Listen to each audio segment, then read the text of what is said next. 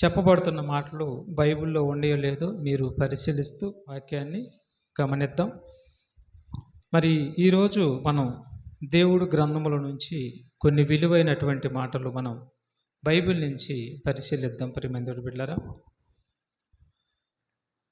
దీనికంటే ముందు మీ అందరినీ నేను ఒక ప్రశ్న అడగాలి.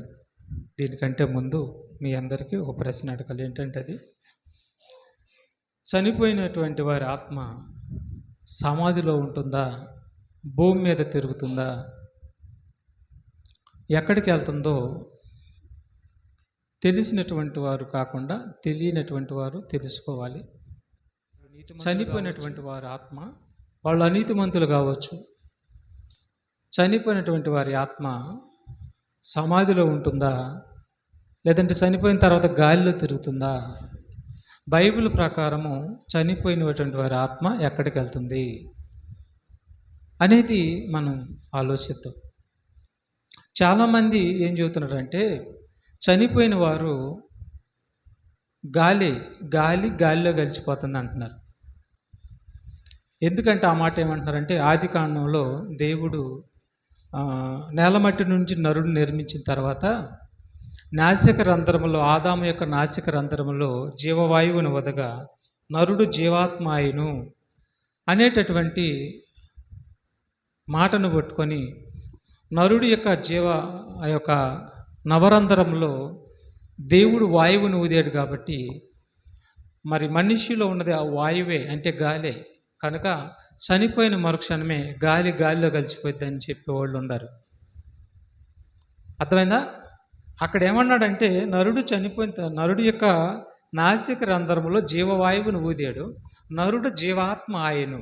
అంటే వాయువు అంటే గాలి కాదు ఆయన ఊదింది, ఆత్మను ఊదాడు. అంటే గాలితో పోల్చి, ఎందుకంటే గాలి ఎట్టయితే కనపడదో ఆత్మ కూడా అలాగే కనిపించదు అని మనకు అర్థం కావటానికి జీవవాయువును ఊదాను అనే పదాన్ని వాడాడు. దీనిని పట్టుకొని చాలామంది చనిపోయిన తర్వాత ఆత్మ గాలిగా కాబట్టి గాలిలో కలిసిపోద్ది అంటున్నారు. కొంతమంది ఏమంటున్నారంటే చనిపోయిన తర్వాత ఈ భూమి మీదే తిరుగుతూ ఉంటాడు, ఆత్మ తిరుగుతూ ఉంటుంది. కొంతమంది ఏమో గాలిలో తిరిగి కలిసిపోద్ది అని అంటున్నారు. కొంతమంది ఏమో ఆత్మని ఒప్పుకుంటున్నారు, కానీ ఆ ఆత్మ ఈ శూన్యంలోనే ఈ గాలిలోనే తిరుగుతుందని వాళ్ళు కూడా చెప్తున్నారు కొంతమంది. ఇంకా కొంతమంది ఏం చేస్తున్నారంటే చనిపోయిన తర్వాత 11 రోజులు కానీ, ఒక నెల రోజులు కానీ, లేదంటే ఒక సంవత్సరం కానీ ఆ చనిపోయినటువంటి ఇంటి చుట్టూరే తిరుగుతుంది ఆత్మని మరికొందరు. ఇది విధంగా ఎవరికి ఇష్టం వచ్చినట్టుగా వాళ్ళు వాక్యం చెప్పటం అనేది, మాటలు చెప్పటం అనేది మనం వింటాం. ఈ సమాజంలో ఇవన్నీ కూడా ఉన్నాయి. కానీ మనం ఆలోచిస్తే ప్రియమైన బిడ్డలారా, ఈ సృష్టిని చేసినటువంటి సృష్టికర్త మాటలు ఎలాగుండియో మనం బైబిల్ చూడాలి. ఎందుకంటే మనుషుల మాటల్లో నిత్యజీవం ఉండదు. మనుషులు తమ మట్టి మెదళ్ళలో నుంచి చెప్తారు, దేవుడు తన నిజాన్ని చెప్తాడు. దేవుడి మాటల్లో నిజం ఉండిద్ది, మనుషుల మాటల్లో అబద్ధం ఉండిద్ది. ఇప్పుడు సృష్టిని చేసిన సృష్టికర్త, నీకు ఆత్మనిచ్చినటువంటి సృష్టికర్త, మరి ఆయన చనిపోయిన తర్వాత ఆత్మ ఎక్కడికి వెళ్తుందని చెప్తున్నాడు. కొంతమంది ఏమో సమాధిలోనే ఉంటుందని చెప్తున్నారు. ఎక్కడ ఉంటుందంట? సమాధిలోనే ఆత్మ ఉండిపోతుందంట. రేపు యేసుప్రభు రెండో రాకడలో వచ్చినప్పుడు సమాధిలో ఉన్న ఆత్మే సమాధిలో ఉన్న శరీరాన్ని ధరించుకొని తిరిగి లెగుస్తుంది, మహిమదేహంగా ధరించుకొని తిరిగి లెగుస్తుంది అంటున్నారు. అంటే అంతవరకు ఆత్మ ఎక్కడైతే కాల్చారో, ఎక్కడైతే బూడ్చిపెట్టారో, ఎక్కడైతే సమాధి చేయబోయిందో అక్కడే ఆత్మ ఉంటుంది అని అంటున్నారు. ఎన్ని చెప్పుకున్నాం మనం? గాలిలో కలిసిపోతాం, చనిపోయిన తర్వాత ఈ గాలిలోనే ఆత్మగా తిరుగుతుందని అంటున్నారు. కొంతమంది ఏమో చనిపోయినటువంటి 11 రోజులు కానీ, సంవత్సరం రోజులు కానీ వారి ఇంటి చుట్టూరే తిరుగుతుందని కొంతమంది అంటున్నారు. కొంతమంది ఏమంటున్నారు? చనిపోయినటువంటి వారు సమాధిలోనే ఉంటున్నారు అని అంటున్నారు. ఈ 4 భాగాలుగా అంటున్నారు ఈ ప్రపంచంలో. కానీ సృష్టికర్త చెబుతున్నటువంటి మాటలు మనం వింటేనే పరలోకం మనకి, మన ఆత్మకి రక్షణ. సృష్టికర్త ఏం చెబుతున్నాడు? ఆయన చనిపోయిన వారు సమాధిలో ఉంటారని చెప్తున్నాడా? చనిపోయిన వారు మరి భూమి మీద 11 రోజులు కానీ సంవత్సరం రోజులు కానీ భూమి మీద వారి ఇళ్ళ చుట్టూ తిరుగుతారని చెప్తున్నాడా? లేదంటే గాలిలో గలిచిపోద్దని చెబుతున్నాడా? ఆత్మ గాల్లో తిరుగుతుందని చెబుతున్నాడా? ఏం చేస్తుందని చెప్తున్నాడు? భవిష్యత్తు ఎరిగిన దేవుడు, ఆత్మని మనకిచ్చినటువంటి దేవుడు ఏం చెప్తున్నాడో ఆయన మాట వింటేనే మనకి సత్యం తెలిసిపోద్ది. ఒకసారి ఆయన మాట మనం విందాం. ప్రసంగి 6:12 వచనం. ప్రసంగి గ్రంథము 6వ అధ్యాయం 12వ వచనంలో సొలొమోను గారు రాస్తున్నటువంటి మాటలండి. నేడవలే తన దినములన్నీ వ్యర్థముగా గడుపుకొను మనుషుల బ్రతుకునందు ఏది వారికి క్షేమకరమైనదో. అయ్యా, నేను మాట్లాడినాక మాట్లాడాలి, స్లో మోషన్లో మాట్లాడాలి. మళ్ళీ చదువు. నేడవలే తమ దినములన్నీ వ్యర్థముగా గడుపుకొను మనుషుల బ్రతుకునందు ఏది వారికి క్షేమకరమో ఎవరికి తెలియను. వారు పోయిన తర్వాత ఏమి సంభవించునో వారితో ఎవరు చెప్పగలరు? చూసారా? వారు పోయిన తర్వాత వారికి ఏమి సంభవించిద్దో వారితో ఎవరు చెప్పగలరు అని అంటున్నాడు. వారు పోయిన తర్వాత ఏం జరిగిద్ది ఎవరికి తెలియదంట. వారితో ఎవరు చెప్పగలరు అని అంటున్నాడు. కానీ పోయిన తర్వాత ఏం జరిగిద్దో దేవుడు చెప్తున్నాడు. మనిషి ఈ భూమిని విడిచిన తర్వాత, ఈ కట్టెల నుంచి ఆత్మ బయటకు వచ్చిన తర్వాత ఆత్మ ఎక్కడికి పోయిద్ది అన్నది ఒక భవిష్యత్తు తిరిగినటువంటి దేవుడికి మాత్రమే తెలుసు. ఆయనకి వర్తమానం తెలుసు, బోధ తెలుసు, భవిష్యత్తు తెలుసు. జరగబోయేది తెలిసినటువంటి ఆయన మనిషి చనిపోయిన తర్వాత ఆత్మ ఎక్కడికి వెళ్తుందో చెప్పగలిగినటువంటి ఏకైక దేవుడు మన యేసుక్రీస్తు వారు. కాబట్టి ఆయన చెబుతున్నటువంటి మాటలు ఏమంటున్నాడంటే 10వ అధ్యాయంలో కూడా చూద్దాం. 10వ అధ్యాయము ప్రసంగి 10:14 వచనం. కలగబోవునది ఏదో. చూసారా? మనిషికి ఏం తెలియదంట? కలగబోవునది తెలియదంట, జరిగేది తెలియదంట, చనిపోయిన తర్వాత ఏం జరిగిద్దో మనిషికి తెలియదంట. కలగబోవునది ఏదో మనుషులకు తెలియకపోయా కూడా నాకు అన్నీ తెలుసు అన్నట్టుగా మాట్లాడతారంట. ఇప్పుడు మనం చెప్పుకున్న 4 భాగాలు తెలియకుండా మాట్లాడుతున్నారంట. ఏమని? గాలిలో కలిసిపోయిద్ది, ఆత్మ గాల్లో తిరిగిద్ది. తర్వాత ఇంకోటి ఏంది? మూడోది, ఆత్మ మరి సంవత్సరం రోజులు లేదంటే 11 రోజులు ఆ ఇంటి చుట్టూ తిరిగిద్ది, లేదంటే ఆత్మ సమాధిలోనే ఉండిద్ది. చూసారా? ఈ 4-5 విధాల్లోనే మనిషి ఆలోచిస్తున్నాడు. కలగబోనేది ఏదో మనుషులకు తెలియదంట. చనిపోయిన తర్వాత ఏం జరిగిద్దో మనుషులకు తెలియదంట. వారికి చెప్పేది ఎవరనంటే ఒక్క దేవుడి తప్ప ఇంకెవరికి తెలియదు ప్రపంచంలో. ఆయన మాట వినాలి. ఇంకెవరి మాట వినగానే మోసపోతాం మనం.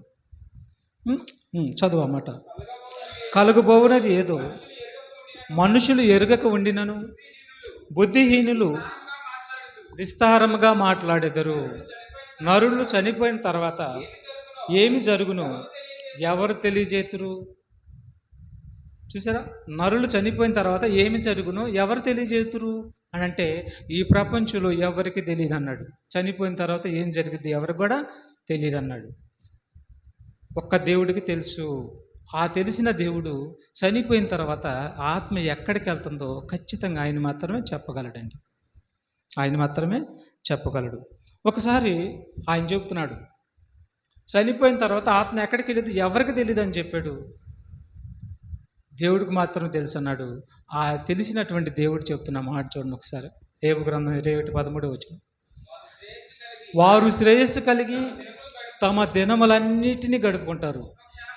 సుఖము సౌకర్యములతో పాపభోగములతో శ్రేయస్సు కలిగి తన దినములన్నీ గడుపుకుంటారు. ఒక్క క్షణములోనే పాతాళమునకు దిగుదురు. చూసారా ఉన్నాడు? వారు శ్రేయస్సు కలిగి తన దినములన్నీ గడుపుకుందురు, ఒక్క క్షణములోని పాతాళానికి దిగుతురు. ఏమన్నాడండి? ఏమన్నాడు దేవుడు? ఏం చెప్తున్నాడు? ఒక్క క్షణంలోనే పాతాళానికి దిగుతారంట. పాతాళానికి దిగుతారంటే ఎవరు దిగుతారు పాతాళానికి అని అంటే అసలు పాతాళం అంటే ఏంటో మళ్ళీ మనకు తెలియాలి. మనకి 3 ఆకాశాలు ఉండేయండి, 3 లోకాలు ఉండేవి. మనకి 3 లోకాలు ఉన్నాయి. ఈ 3 లోకాల్లో ఒకటి పరలోకం, 2 ఈ భూలోకం, 3 పాతాళ లోకం. గుర్తుపెట్టుకోవాలి మీరు. పరలోకం అని తండ్రి అనే దేవుడు ఉన్నది, భూలోకం అంటే మనుషులు, ఈ సృష్టి అంతా ఉంది. ఇక 3వది వచ్చి పాతాళ లోకం ఉంది. పరలోకంలో తండ్రి అనే దేవుడు ఉన్నాడు, ఆయన పక్కన కుడిపార్శ్వన యేసుప్రభు ఉన్నాడు, ఆయనకి సేవ చేస్తున్న దూతలు ఉన్నారు పరలోకంలో. ఈ భూమి మీద ఈ సకల కోటి జీవరాశులు ఉన్నాయి, వాటితో పాటు మనుషులు ఉన్నారు, నీళ్లు, గాలి, సముద్రాలు ఇవన్నీ ఉండే. ఇక 3వ లోకంలో అంటే పాతాళ లోకంలో ఎవరున్నారంటే 3 భాగాలు ఉండే పాతాళ లోకంలో బైబిల్ ప్రకారం. పాతాళం అనేది ఒక లోకం, ఆ లోకంలో 3 భాగాలు ఉన్నాయి. 3 భాగాలు ఏమేమి అంటే, ఒకటి పరదేశ్ అనే భాగం ఒకటి, 2 అగాధమైనటువంటి భాగం ఒకటి, 3 నరకం అనేటువంటి భాగం. ఈ 3 భాగాలు పాతాళ లోకంలో ఉన్నాయి. అర్థమైందా? ఈ 3 భాగాలు పాతాళ లోకంలో ఉన్నాయి. ఇప్పుడు భూమి మీద దేవుడి కోసం బ్రతికి చనిపోయినటువంటి నీతిమంతుడు ఎక్కడికి వెళ్తాడు అని అంటే ఒక్క క్షణంలోనే పాతాళానికి వెళ్తాడని ఉంది. నీతిమంతుడు చనిపోయినా అనీతిమంతుడు చనిపోయినా పాతాళ లోకంలో భాగాల్లోకి వెళ్ళిపోతారు. పాతాళ లోకంలో 3 భాగాలు ఉన్నాయి. నీతిమంతుడు చనిపోతేనేమో పరదైసుకి వెళ్తాడు. పరదైసు వేరు, పాతాళం వేరు, పరలోకం వేరు. గుర్తుపెట్టుకోండి, పరదైసు వేరు, పరలోకం వేరు. చాలామంది పరదైసు పరలోకం ఒకటేనని అపార్థం చేసుకుంటున్నారు. కాబట్టి పాతాళ లోకంలో 3 భాగాలు ఉండి, ఆ 3 భాగాల్లో నీతిమంతులైతేనేమో పాతాళ లోకంలో పరదైసుకి వెళ్తారు.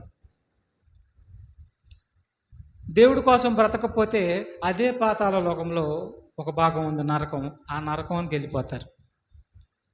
ఇక్కడ శ్రేయస్సు కలిగి తన దినములన్నీ గడుపుదురు, ఒక్క క్షణంలోని పాతాళానికి దిగుదురు అని ఎవరి గురించి మాట్లాడుతున్నాడంటే పాపుల గురించి మాట్లాడుతున్నాడు. పాపుల గురించి, శ్రేయస్సు కలిగి తన దినములన్నీ గడిపే వారి గురించి ఒక్క క్షణంలోని ఎక్కడికి వెళ్తారంట? పాతాళం అన్నాడు. ఈ మాట నమ్మాలా లేదా? నమ్మాలి. ఎందుకంటే పరిశుద్ధాత్మ ద్వారా రాయబడిన మాట కాబట్టి నమ్మి తీరాల్సిందే. అంటే ఒక్క క్షణంలో పాతాళానికి వెళ్తున్నాడు, ఇక తిరిగి రాడు. మరి ఒక్క క్షణంలో ఒక్క క్షణంలోని వారు పాతాళానికి వెళ్ళిపోతారు. ఒక్క క్షణంలోనే పాతాళానికి వెళ్ళిపోతారు. భూమి మీద గాలిలో తిరగరని చెబుతున్నాడు. ఆ తర్వాత మరి చనిపోయిన వెంటనే మరి 11 రోజులు, సంవత్సరం రోజులు ఉండరు అని కూడా, ఒక్క క్షణంలో వెళ్ళినోడు 11 రోజులు ఎలా ఉంటాడు? కుదరదని చెప్తున్నాడు. మళ్ళీ వారి యొక్క చనిపోయిన తర్వాత వారి ఆత్మ ఏడ ఉండిద్ది? వారి ఆత్మ ఏడకి వెళ్ళిందని చెప్పాడు? పాతాళ లోకంలో. నీతిమంతులైతేనేమో పరదేశికి, అనీతిమంతులైతేనేమో నరకానికి వెళ్ళిపోతాయి. మరి కట్టె ఆడుంది, శవం ఆడుంది? మట్టిలో అనగా సమాధిలో, బేసిపెట్టు సమాధిలో ఉంది.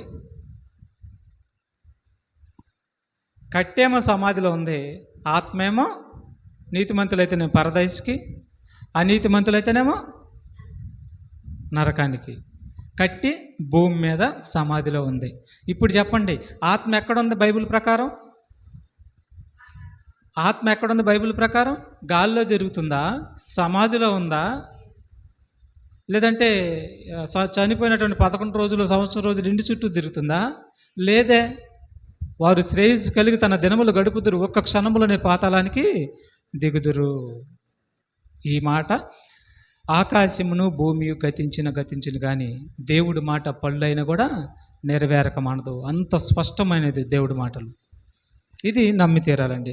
ఇప్పుడు కీర్తన గ్రంథము 89, కీర్తన గ్రంథం 89 అధ్యాయం 48వ వచనంలో పాతాళమును తప్పించుకునేవాడు ఎవడు అనే పదాన్ని ప్రయోగిస్తాడు. చూడండి, పాతాళ వశము నుండి తప్పించుకునే నరుడు ఎవరు అంటాడు.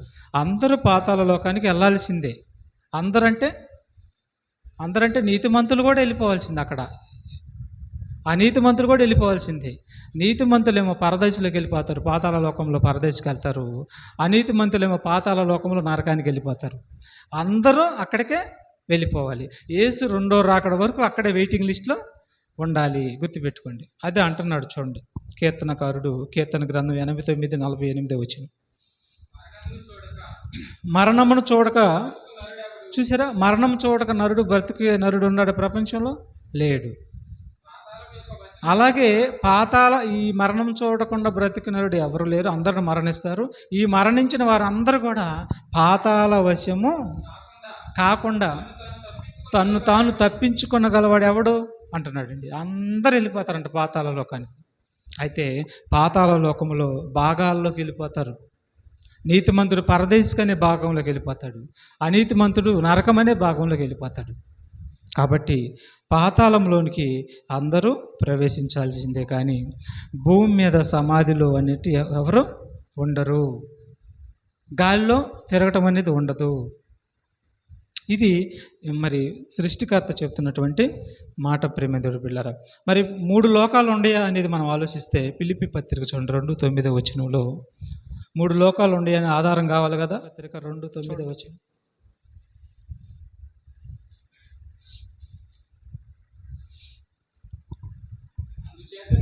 అందుచేతను జాగ్రత్తగా వినాలి, లోకాలని మనకు చెప్తున్నాడు.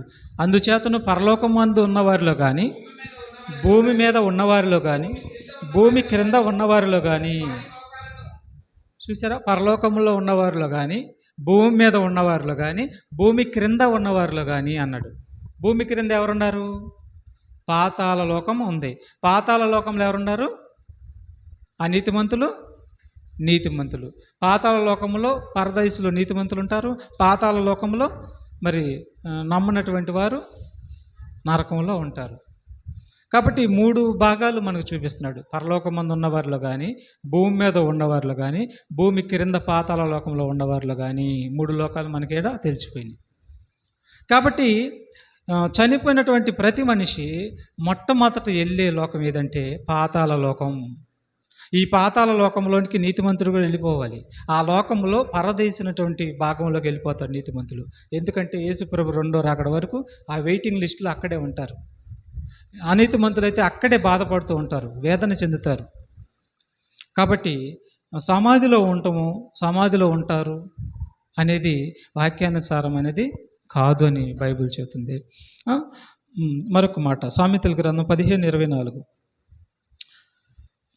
క్రింద ఉన్న లోకములో కానీ అని అన్నాడు. కాబట్టి క్రింద ఏముందో కూడా చెప్తున్నాడు. 15:24 సామెతల గ్రంథం 15:24లో చూడండి ఒకసారి. అదిగో పాతాళం ఎక్కడుందంట? క్రిందనున్న పాతాళం. పాతాళము క్రిందనుంది. క్రింద అంటే ఎక్కడ? భూమి క్రింద. కాబట్టి చనిపోయిన వారందరూ కూడా క్రిందనున్న పాతాళ లోకంలోకి వెళ్ళిపోతారు. ఆ పాతాళ లోకంలో 3 భాగాల్లో 2 భాగాల్లోకి వెళ్తారు. పరదైసులోకి నీతిమంతులు, ఆ పాతాళ లోకంలో మరి నరకంలోనికి పాపులు వెళ్ళిపోవాల్సిందే. వాళ్ళు ఎంతసేపు వెళ్తారని బైబిల్ చెబుతుంది? ఒక్క క్షణం. దీన్ని బట్టి సమాధిలో ఉండిద్దమ్మా సమాధిలో? ఎస్, గమనించండి. మరి ఉండిద్దని చెప్తున్నారు, ఆధారాలు ఉండవు, సొంత మాటలు చెప్తున్నారు ప్రేమందేవుడి పిల్లరా. తర్వాత ఆదికాండం 42:38 వచనంలో ఈ పాతాళ లోకానికే మరొక లోకం ఉంది చూడండి, మరో పేరు. ఆదికాండము 42:38 వచనంలో ఈ పాతాళ లోకానికి మరో పేరు ఉందండి. అయితే అతడు నా కుమారుని నీతో వెళ్ళనీయను, ఇతని అన్న చనిపోయెను, ఇతను మాత్రమే మిగిలి ఉన్నాడు. మీరు పోవు మార్గమున ఇతనికి హాని సంభవించిన ఎడల నెరసిన వెంట్రుకలు కల నన్ను మృతుల లోకంలోనికి దుఃఖముతో దిగిపోవున్నట్లు చేయుదురా నేను. చూసారా, మృతుల లోకము అంటే ఇది పాతాళ లోకము. పాతాళ లోకానికి మరో పేరేంటి? మృతుల లోకము. అంటే చనిపోయిన వారు వెళ్ళే లోకము పాతాళ లోకము. ఇప్పుడు యాకోబు గారు చనిపోయి ఎక్కడికి వెళ్ళారు? మృతుల లోకానికి వెళ్ళారు. మృతుల లోకంలో యాకోబు గారు ఎక్కడున్నారు? పరదైసులో ఉన్నాడు. అంటే పాతాళ మందలి పరదైసులో నెమ్మది పొందు స్థలంలో యాకోబు గారు నీతిమంతులు అందరూ ఇప్పుడు ఆడే ఉన్నారు. అలాగే పాపం చేస్తూ చనిపోయిన వారందరూ కూడా అదే పాతాళ లోకంలో నరకంలో ఇప్పటి వరకు కూడా వేదన చెందుతున్నారు. ఇది బైబిల్ చెబుతున్నటువంటి సత్యం. తర్వాత లూకాసు వార్త 16వ అధ్యాయము 22వ వచనం నుంచి మనం చూడగలిగితే ధనవంతుడు లాజరు అనేవాళ్ళు ఉండారండి. వీళ్ళిద్దరూ ఒకటే ఒకే తరంలో పుట్టారు. పుట్టినటువంటి వీరు జీవన విధానం వేరువేరుగా కొనసాగుతుంది. ఒకరేమో ధనవంతులు, మరొకరేమో కటిక భేదవాడు, ఒళ్ళంతా జబ్బు కురుపులతో నిండి ఉన్నాడు. ఇద్దరు చనిపోతారు.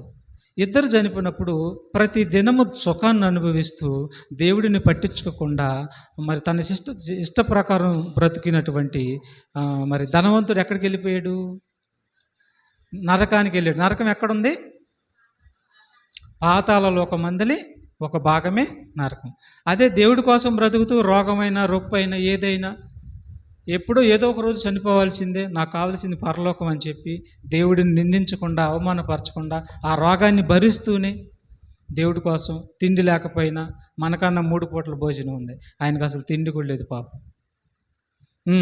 ఆ ధనవంతుడు ఇంటి వాకిట మరి వెళ్తున్నాడు. ఆ ధనవంతుడు తిన్న రొట్టె ముక్కలు అందరు పనివారు ఊడ్చి బయటెట్టేస్తారు. అవి తినటానికైనా పాక్కుంటా వెళ్తున్నాడు. ఆడికి వెళ్ళేసరికి మరొకరు వస్తున్నారు 5 తినటానికి. ఎవరు వాళ్ళు? కుక్కలు వచ్చేసి తినేసేస్తున్నాయి పాపం. మరి ఆ కడుపు అల్లాడిపోతున్నాడు. సరిగ్గా నీళ్ళు లేవు, సరైన భోజనం లేదు, అల్లాడిపోయి అంత బాధను అనుభవిస్తున్నాడు. కానీ అయ్యా దేవుడా నాకు ఎందుకు ఈ పరిస్థితి ఇచ్చావని దేవుడిని ఎప్పుడు కూడా ఆయన నిందించలేదు. ఇది విశ్వాసం అంటే. ఇక ఆ విధంగా మరి కొనసాగుతున్న వేళ ధనవంతుడు చనిపోయాడు. చూడండి ఒకసారి చదువుదాం, బాగుండేది ఇది 22 నుంచి. ఆ దరిద్రుడు చనిపోయి దేవదూతల చేత అబ్రహాము రొమ్మును ఆనుకోవటానికి, బాగా వినాలి, దరిద్రుడు చనిపోయి అబ్రహాము రొమ్మును ఆనుకోవటానికి కొనిపోబడ్డాడు. అబ్రహాం ఎక్కడున్నాడు? అబ్రహాము పరలోకంలో ఉన్నాడా, పరదేశంలో ఉన్నాడా? వెయిటింగ్ లిస్ట్లో ఉన్నాడు. పరలోకానికి ఇంకా వెళ్ళలేదు, పరదేశంలో ఉన్నాడు అబ్రహాం గారు. ఇప్పుడు దరిద్రుడు చనిపోయి అబ్రహాం రొమ్మును ఆనుకోవటానికి కొనిపోబడ్డాడు. దరిద్రుడు చనిపోయాడు, మరి పూడ్చిపెట్టేశారు. ఆత్మ ఎక్కడుంది? శరీరం ఎక్కడుంది? సమాధిలో ఉంది. ఇప్పుడు సమాధిలో ఆత్మ ఉందా? ఎక్కడుంది ఆత్మ మరి? ఎస్, మరి ఇప్పుడు సమాధిలో ఉంది అన్న వాళ్ళ మాట నమ్మాలా? దేవుడు చెప్పాడు సమాధిలో ఉంది మట్టే, శరీరమే శవమే, ఆత్మ ఎక్కడికి వెళ్ళిందని చెప్పాడు? పరదేశంలోకి వెళ్ళింది. ఇది దేవుడి మాట. అందుకే మనుషుల మాటల్లో లేదు నిత్య జీవము, దేవుడి మాటల్లో ఉంది నిత్య జీవము. కాబట్టి చూడండి, ఇంకొక అతను ఎక్కడికి వెళ్ళాడు, అక్కడికి చదువు ముందు. ధనవంతుడు కూడా చనిపోయి పాతి పెట్టబడిను. అప్పుడు అతడు పాతాళంలో బాధపడుచు, అప్పుడే బాధపడుతున్నాడు. బాగా వినండి, వండర్ఫుల్ వర్డ్ అండి, మంచి మాట అండి. ఏమంటున్నాడు ఇక్కడ? ధనవంతుడు కూడా చనిపోయాను, పాతి పెట్టబడిను, అప్పుడే అతను ఎక్కడ బాధపడుతున్నాడు? పాతాళ లోకంలో బాధపడుతున్నాడు. పాతాళ లోకంలో ఎక్కడ బాధపడుతున్నాడు? నరకంలో బాధపడుతున్నాడు. మరి కట్టాడుంది శవం, సమాధిలో ఉంది. మరి సమాధిలో ఆత్మ ఉందా? సరే, నీతిమంతుడు ఆత్మ, భేద లాజరు ఆత్మ సమాధిలో ఉందా? ఇద్దరు ఆత్మలు సమాధిలో ఉండియా? లేవు. ఎక్కడికి వెళ్ళి? పాతాళ లోకమందలి వేరు స్థలాల్లోకి వెళ్ళిపోయినాయి. ఇదండి బైబిల్ చెప్తున్న సత్యం. ఇక ఆత్మ భూమి మీద ఉండటమనేది బైబిల్ ప్రకారం లేదు. ఇది నమ్మాలి మనం. తర్వాత 1 కొరింథీ పత్రిక 12వ అధ్యాయము 2 నుంచి 4 వచనాలు. 1 కొరింథీ పత్రిక 12వ అధ్యాయము 2 నుంచి 4 వచనాలు మనం చూడగలిగితే,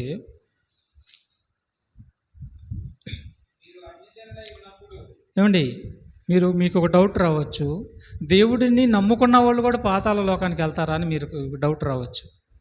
ఇది మీకు క్లారిటీకి తెగాలి, అర్థం చేసుకోవాలి. దేవుడిని నమ్ముకున్నా కూడా పాతాళ లోకంలో 3 భాగాలు ఉన్నాయని చెప్పినా, 3 భాగాల్లో పరదేశం అనేది ఒకటి ఉందని చెప్పినా, ఈ క్రీస్తునందున్నవారు కూడా, దేవుడిని నమ్ముకున్నవారు కూడా ఈ పాతాళ లోకంలో ఈ పరదేశం అనేటటువంటి ఈ నెమ్మది పొందు స్థలానికి వెళ్తారు, పాతాళానికి వెళ్తారు. అదే మాట పౌలు గారు చెబుతున్నాడు ఇక్కడ. చదవండి, చదవాలి. 2 కొరింథీ పత్రిక 12వ అధ్యాయము 2-4 వచనాలు. క్రీస్తునందున్న ఎక్కడున్నాడంట ఈయన? క్రీస్తు నందు ఉన్నాడంట.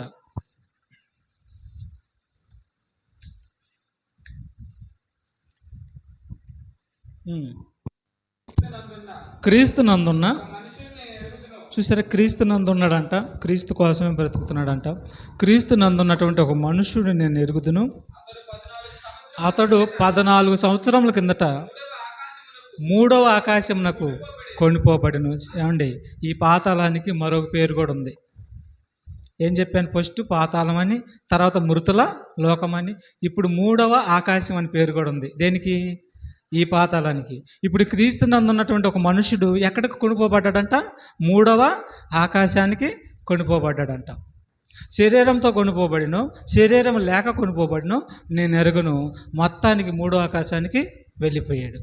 అంటే క్రీస్తు నందు ఉన్నటువంటి మనుషులు, నీతిమంతులు, దేవుడి యందు ఉన్నటువంటి నీతిమంతులు కూడా ఎక్కడికి వెళ్తారని అంటున్నాడు?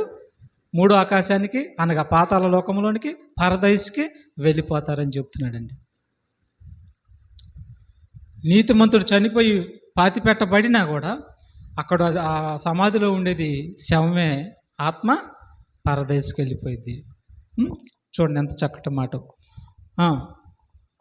లోకాసువార్త కూడా చూద్దాం. లోకాసువార్త 23వ అధ్యాయము 40-43లో కూడా మనం చూడగలిగితే, యేసుక్రీస్తు సిలువ వేసినటప్పుడు ఆయనతో కలిసి మరిద్దరు దొంగలను సిలువ వేస్తారు. వీరిలో ముందు ఇద్దరు ప్రభువుని దూషిస్తారు. ప్రభువుని ఇద్దరు దొంగలు దూషిస్తారు. తర్వాత ఒక దొంగ పశ్చాత్తాపడతాడు. మనమైతే ఘోరమైనటువంటి వారము, పాపులుమి, ఆయన ఏ పాపం చేయలేదు, ఆయన నీతిమంతుడు, ఆయన ఆ రకంగా చేస్తున్నారు, చిల్లువేసి ఇబ్బంది పెడుతున్నారు, బాధ పెడుతున్నారు, మనకైతే ఇది తగినదే, ఆయన ఏమీ చేయలేదని ఒక అతను పశ్చాత్తాపడతాడు. ఒక దొంగ మారు మనసు వచ్చేసి దానికి. అప్పుడు ఆయన ఏమంటాడంటే, అయ్యా నీ రాజ్యంలో నువ్వు వచ్చినప్పుడు నన్ను కూడా జ్ఞాపకం చేసుకోయ్యా అని పశ్చాత్తాపడి ఒక దొంగ అడుగుతాడు. ఒక ఆయన ఏమంటాడు, నువ్వు నిజంగా దేవుడి కుమారుడు అయితే నిన్ను నువ్వు రక్షించుకొని నన్ను రక్షించరాదు అంటాడు. ఈనాడు అలాగనే వాళ్ళు ప్రపంచంలో చాలామంది ఉన్నారండి. నువ్వు దేవుడి కుమారుడు అయితే నువ్వు రక్షించుకొని నన్ను రక్షించరాదు అన్నాడు. అంటే అతను బుద్ధి మార్చుకోవట్లేదు. ఇక అంతే. ఇక అప్పుడు ఏం జరిగిందో చూడండి. లోకాసువార్త 23వ అధ్యాయము 40 నుంచి. అయితే రెండవ వాడు వానిని గద్దించి, నీవును అదే శిక్షా విధిలో ఉన్నావు గనుక దేవునికి భయపడవా? మనకైతే ఇది న్యాయమే, మనము చేసిన వాటికి అదిగో చూసారా, వాళ్ళు చేసిన దానికి తగిన ఫలము శిక్ష పొందుతున్నారు. ఆయన ఏం చేశాడు పాపం? ఆ నిష్కలంకుడు ఏం చేశాడు? ఆ గొర్రె పిల్లల స్వభావం కలిగిన యేసు ఏం చేశాడు? అయ్యో అయ్యో అని ఒక అతను రొమ్ము కొట్టుకుంటున్నాడు. అప్పుడు ఏమంటున్నాడు చూడండి. ఈయన ఏ తప్పిదమును చేయలేదని చెప్పి ఆయనను చూసి అదిగో ఏమంటున్నాడు చూడండి. మారు మనసు పొందిన దొంగ, యేసు నీవు నీ రాజ్యంలోనికి వచ్చినప్పుడు అయ్యా నన్ను జ్ఞాపకం చేసుకొనమని నేను. అందుకు ఆయన వానితో, ఏమండి అయ్యా నేను మీతో కూడా చనిపోతాను, అర్థమైందా? నేను నీతో కూడా చనిపోతాను. చనిపోయిన తర్వాత నన్ను సమాధిలో పెడతారు, మిమ్మల్ని కూడా సమాధిలో పెడతారు. అయితే నువ్వు ఒప్పుకున్నావుగా, నువ్వు మారు మనసు పొందావుగా, నీ రాజ్యంలో నన్ను జ్ఞాపకం చేసుకున్నాను నువ్వు అన్నావుగా. అయితే నీ ఆత్మను తీసుకొని నేను మనిద్దరం కలిసి పరదేశికి వెళ్తాము అన్నాడండి. నీవు నాతో కూడా పరదేశిలో ఉందువు అని అన్నాడండి. పరదేశికి వెళ్ళిపోయాడు. యేసు ప్రభు చనిపోయిన తర్వాత 3 రాత్రింబగుళ్ళు సమాధిలో లేడు ఆయన. చాలామంది యేసు ప్రభు చనిపోయిన తర్వాత 3 రాత్రింబగుళ్ళు సమాధిలో ఉన్నారంటారు. కానీ ఈ మాటను ఒకసారి అర్థం చేసుకోండి, చదవండి. అక్కడ ముందు చదవని ఏమంటాడు? నేడు నీవు నాతో కూడా పరలోకంలో కాదు, పరలోకంలో అప్పుడే వెళ్ళడు ఆయన. పరలోకంలో ఎప్పుడు వెళ్తాడంటే ముందు పరదేశంలోకి వెళ్ళిన తర్వాత అక్కడ 3 రాత్రింబగుళ్ళు ఉండి తెల్లారుజామున సమాధిలోకి వచ్చి తన శరీరాన్ని ధరించుకొని తిరిగి మృత్యుంజయుడికి లెగుస్తాడు. అంతవరకు ఆయన పరదేశంలోనే నెమ్మది పొందు స్థలంలో 3 రాత్రింబగుళ్ళు ఉన్నాడు. మరి పరలోకానికి ఎప్పుడు వెళ్తాడనంటే యేసు చనిపోయి తిరిగి లేచిన తర్వాత మగ్దలేని మరియకు మొదట అగపడతాడు. అగపడి ఏమంటాడు? అమ్మా ఇంకా నేను తండ్రి వద్దకు ఎక్కిపోలేదంటాడు. మళ్ళీ తర్వాత కొన్ని గడియల్లోనే మళ్ళీ పరలోకానికి వెళ్ళి మళ్ళీ తిరిగి వస్తాడు. మరలా తోటమాలి కనపడతాడు. ఆ తోటమాలిని అక్కడున్న ఆయన్ని ముట్టుకొని ఇస్తాడు. అంటే మగ్దలేని మరియా ముట్టుకునేటప్పుడు నేను వెళ్ళి రాలేదంటాడు. మళ్ళీ కొంత దూరం వెళ్ళిన తర్వాత మరలా వేరే వాళ్ళని ముట్టుకొని ఇస్తాడు. అప్పటికే వెళ్ళి వచ్చాడు ఆయన. ఎందుకంటే ఆత్మ వెళ్ళి వచ్చే స్పీడు సూపర్ స్పీడు. కన్ను మూసి తెరిచేసరికి వెళ్ళి రాగలడు ఆయన. కాబట్టి తర్వాత ఆయన తిరిగి లేచిన తర్వాత ఎన్ని రోజులు భూమి మీద ఉన్నాడు? 40 రోజులు భూమి మీద మహిమ దేహాన్ని ధరించుకొని అందరికీ కనిపిస్తూ ఉన్నాడు. అంటే దొంగతో కలిసి, మారు మనసు పొందినటువంటి దొంగతో కలిసి పరదేశికి ఆయన ఆత్మను తీసుకుని వెళ్ళి పరదేశిలో 3 రాత్రింబొగుళ్ళు ఉన్నాడు. ఈ 3 రాత్రింబొగుళ్ళు సమాధిలో శరీరం ఉంది, కానీ ఆత్మ మాత్రం పరదేశిలోకి వెళ్ళిపోయింది. ఆదివారం తెల్లారుజామున మరి తన సమాధిలోకి వచ్చి తన శరీరాన్ని ధరించుకొని మృత్యుంజయుడై తిరిగి లేచాడు యేసుప్రభు. మరి మారు మనసు పొందిన దొంగ ఆత్మ ఏడుంది? పరదేశిలోనే ఉంది. అతని శరీరం ఏడుంది? సమాధిలో ఉంది. ఇప్పుడు సమాధిలో ఆత్మ ఉందా? ఎస్. సమాధిలో ఆత్మ లేదు. మరి ఏది నిజం చెప్పండి? యేసు ప్రభు చెప్పింది, దేవుడు చెప్పింది నిజం. మనుషుల మాటలు లేదు నిత్య జీవము. అందుకే దేవుడు మనల్ని ఏమన్నాడు తెలుసా? మీరు బైబిల్ని బాగా పరిశీలించాలి, బైబిల్ని బాగా చదవాలి, బైబిల్ మీరు అర్థం చేసుకోవాలి. అలా నడిస్తే మీరు మోసపుచ్చుకోరు, లేదంటే మోసం జరిగిద్దని చెప్తున్నాడు. కాబట్టి ఈ సత్యమైన వాక్కులు మనం గ్రహిద్దాం. తర్వాత ఇంకో మాట కూడా చూద్దాం ప్రియమైన దేవుని బిడ్డలారా. ఆదికాండం 50 అధ్యాయము 25వ వచనం.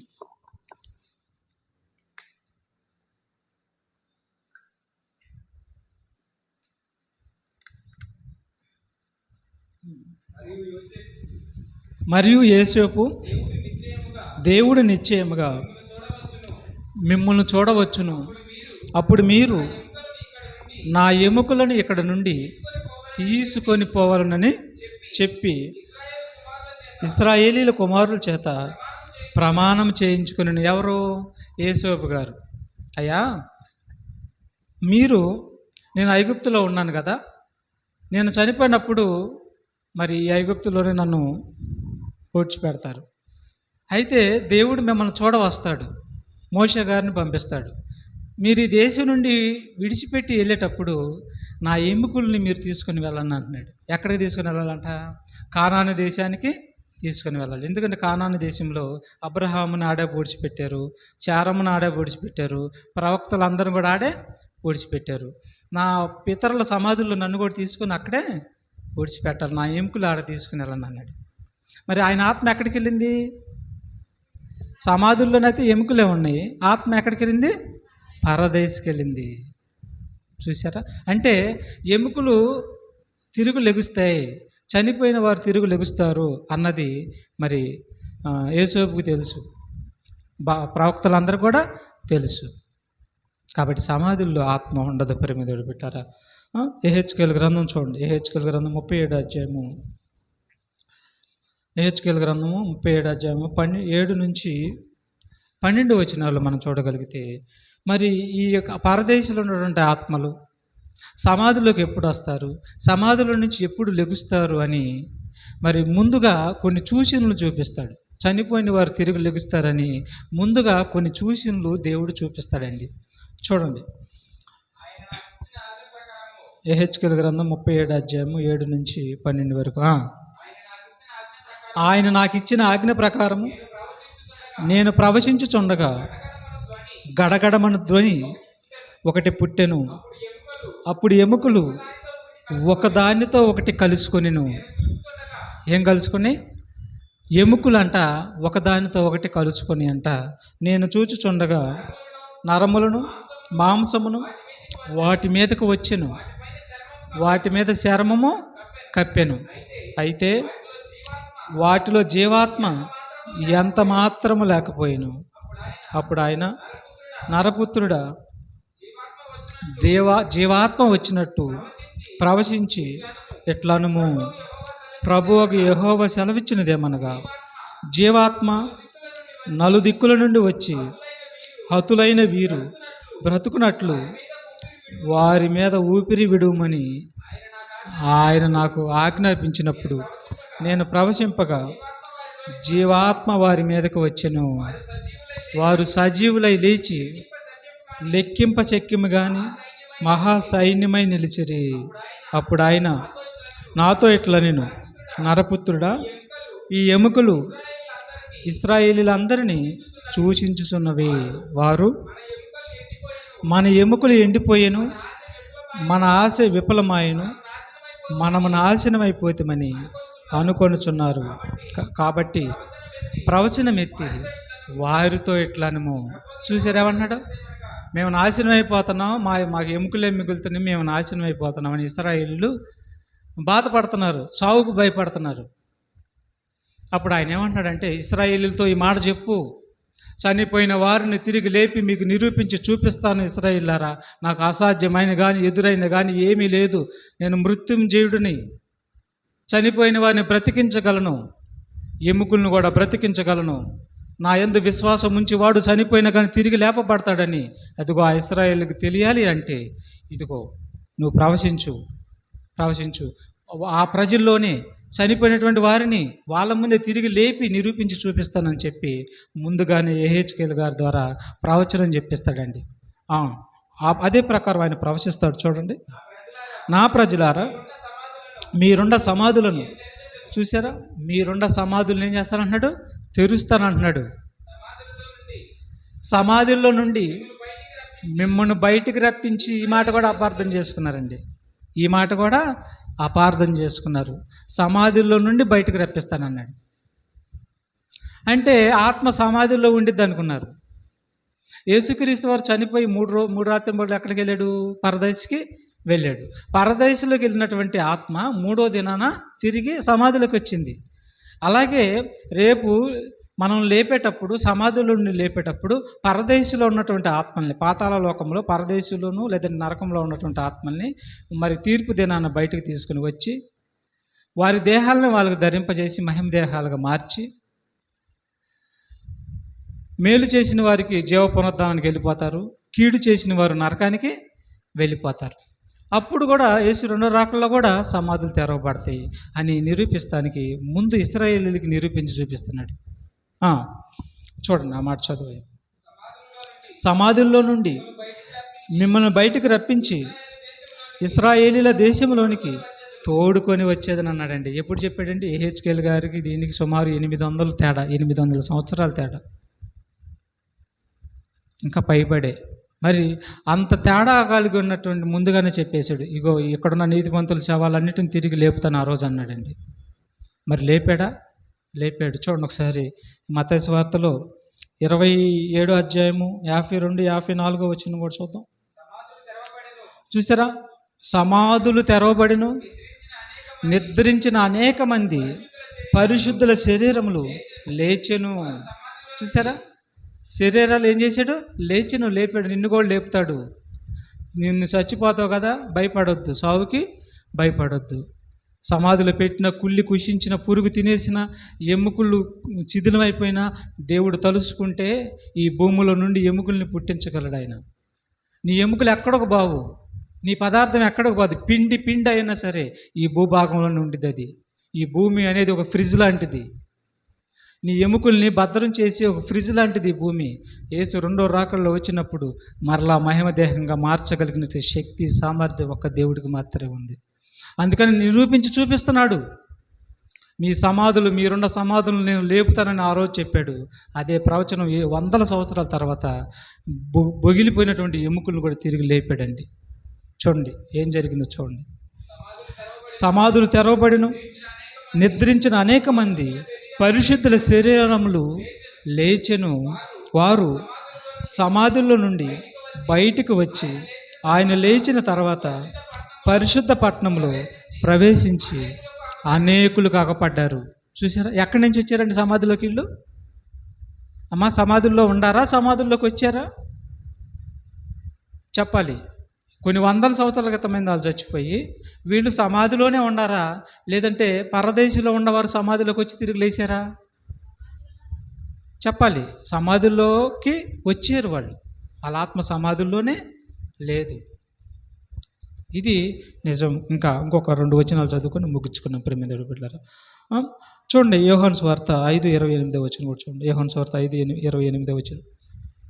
ఇక యేసు రెండో రాకల్లో కూడా ఇదే పరదైసులో ఉన్నవారు సమాధుల్లోకి వస్తారు, సమాధులు లేపబడతాయి.